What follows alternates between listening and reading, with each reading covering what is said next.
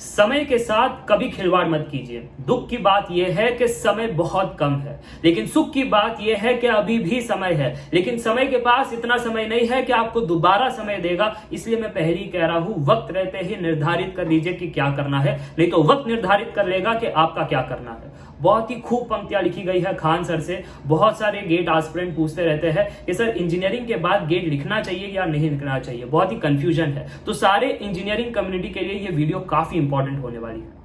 देखो, वैसे तो गेट 2023 कंपलसरी नहीं है, बट अगर आप मेरी मानो तो अनऑफिशियली गेट 2023 कंपलसरी है। क्योंकि अगर सारे इंजीनियर कम्युनिटी को पूछा जाए कि 4th ईयर के बाद आप क्या करोगे, उनके पास दो ही ऑप्शन है। फर्स्ट है कि हायर स्टडीज कर लूं। हायर स्टडीज में लगेगा ही आपको गेट नहीं तो जीआरई, नहीं तो कुछ एग्जाम आपको देना ही पड़ेगा, कैट। अगर आपको टेक्निकल फील्ड में जाना है, गेट इज गुड। नहीं जाना है तो बाकी चीज कर लो, ठीक है। फॉरेन में करना है तो जीआरई कर लो। अगर आप जॉब करना चाहते हो तो 3 ऑप्शन आपके पास है। जॉब के अंदर कोर में आपको जॉब, अब अगर आप कहो कि इसकी परसेंटेज कितनी है, बड़ी कम परसेंटेज है।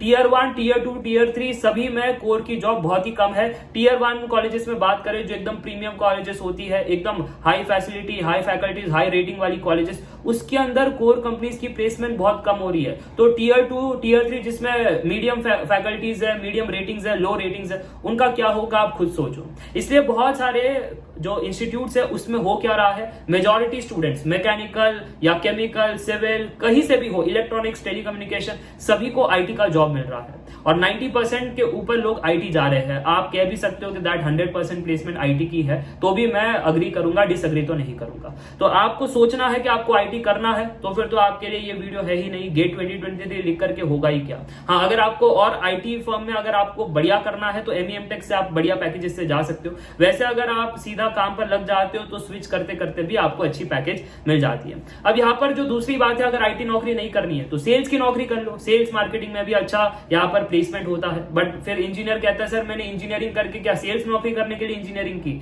उसमें तो कुछ है ही नहीं, कोर का नॉलेज उसमें तो कुछ है नहीं जो हम अप्लाई कर सके। दिमाग बस हमारा कम्युनिकेशन अच्छा होना चाहिए, हमें वो जज्बा होना चाहिए कि हम सेल कर सके कंपनी का प्रोडक्ट। Yes, that's true. तो अब बात रही कि कोर में फिर कैसे जाए। कोर में जाने के लिए एक ही मात्र ऑप्शन है, वो है एमईएम टेक, पीएचडी, रिसर्च। अगर आप इसमें से कुछ कर लेते हो या पीएसयू नौकरी कर लो तब भी आप कोर में जा सकते हो। बट यही ऑप्शन है और इसलिए मैं कह रहा हूं दैट गेट 2023 इज कंपलसरी।